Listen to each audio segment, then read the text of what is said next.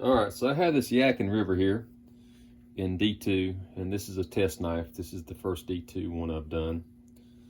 So I'm testing out the D2, and it's time for me to touch the knife up. But I wanted to show you. So I'm going to do this at 90 degrees to start with on my nail.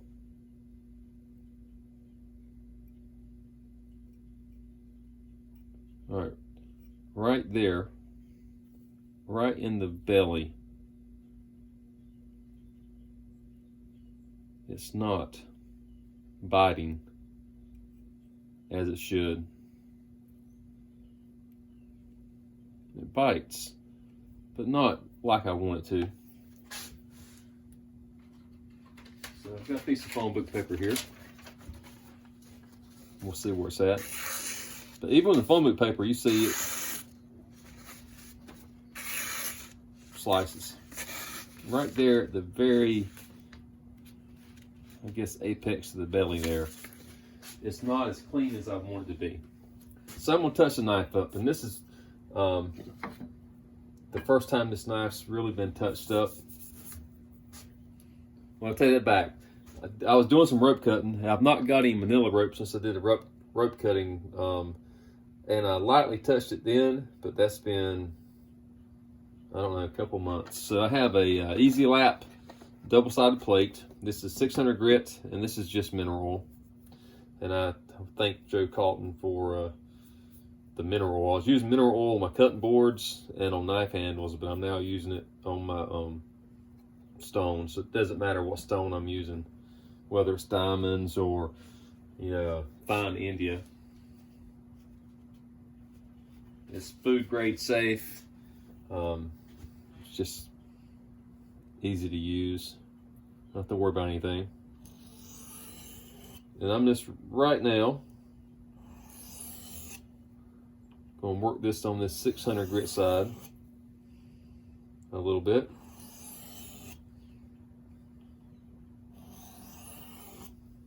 I don't know what angle. Don't worry about it.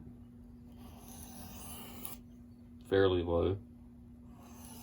I would guess somewhere in the under 15 degrees. So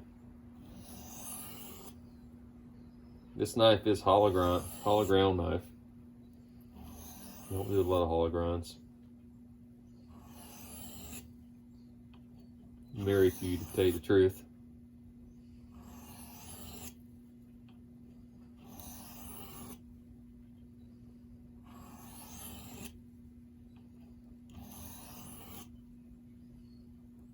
I'm not using a whole lot of pressure because, again, the knife's not in bad shape.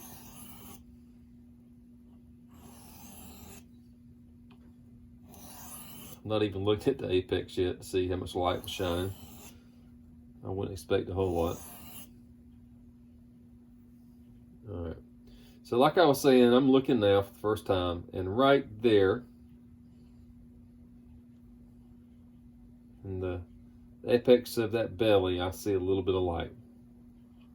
I mean, I knew it wasn't as sharp there as it needed to be, but I hadn't looked at it. So let's go ahead and clean that up a little bit.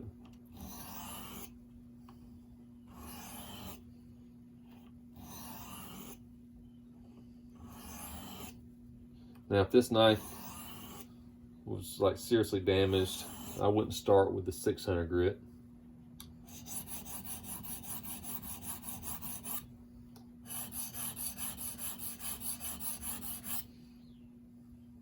Almost got it.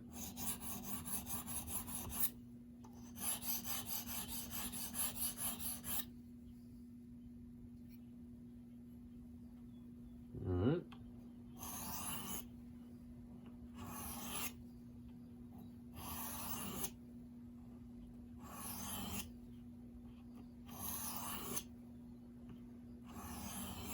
All right. And my sharpening setups are pretty simple. Stones, oil, knives, paper towels, and phone book paper.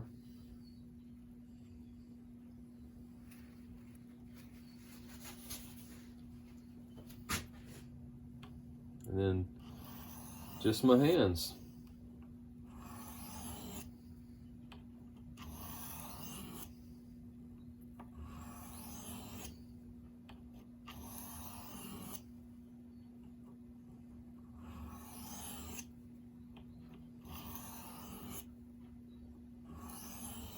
All right.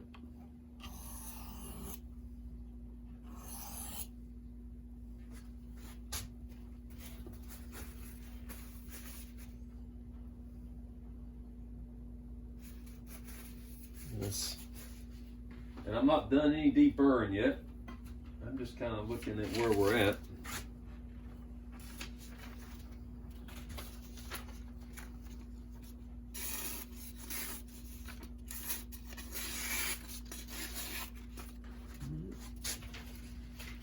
So I've got the little bit of damage, well, the dull spot, pretty much cleaned up. I'm gonna start refining. Yeah, no big hurry. I'm never going to spend a lot of time sharpening a knife. I find that a waste of time. I want to be able to sharpen my knife, put it back in use, and then when it needs sharpening again, sharpening it, and then put it back to use. That's why I like something like ABL so much. Takes a low fine edge, easy to sharpen, may not take or hold an edge forever, but I really don't care because I don't mind sharpening it.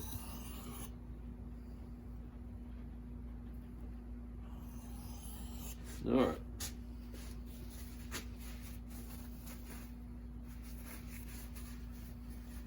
Okay.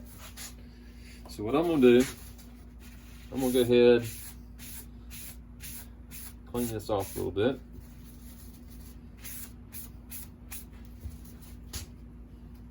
Put a little fresh mineral oil on here.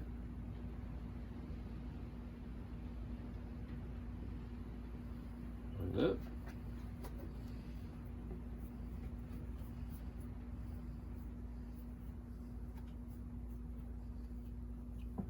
There we go. Grab the knife. Raise the edge angle up a little bit. And make sure I don't have a burr. I don't strop. I have stropped in the past. I just don't find it worthwhile as far as the edge I'm getting based off what I want, and having to resharpen is just an extra step.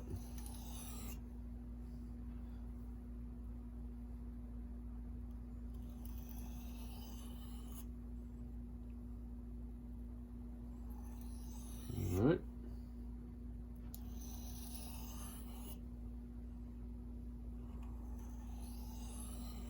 There we go.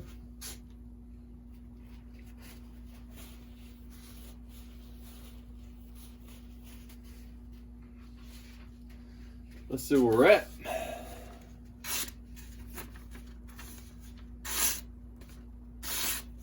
Hold on. Right.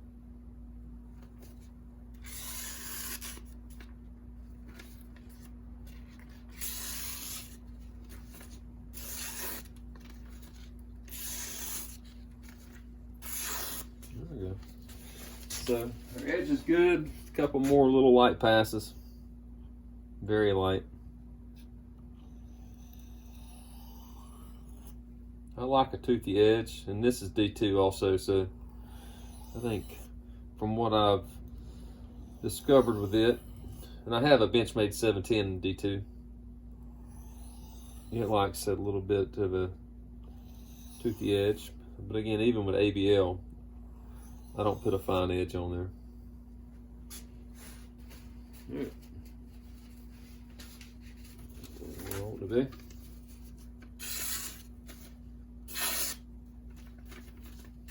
Oops.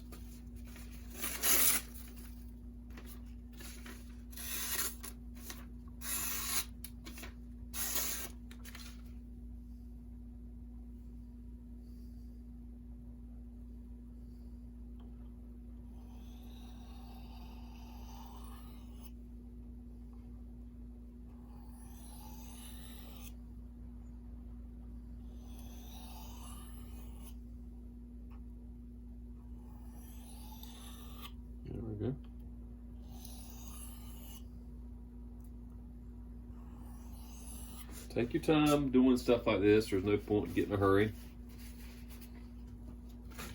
Doesn't prove anything. There we go. It's like I want it. So nice and clean. Let's go back to the thumb.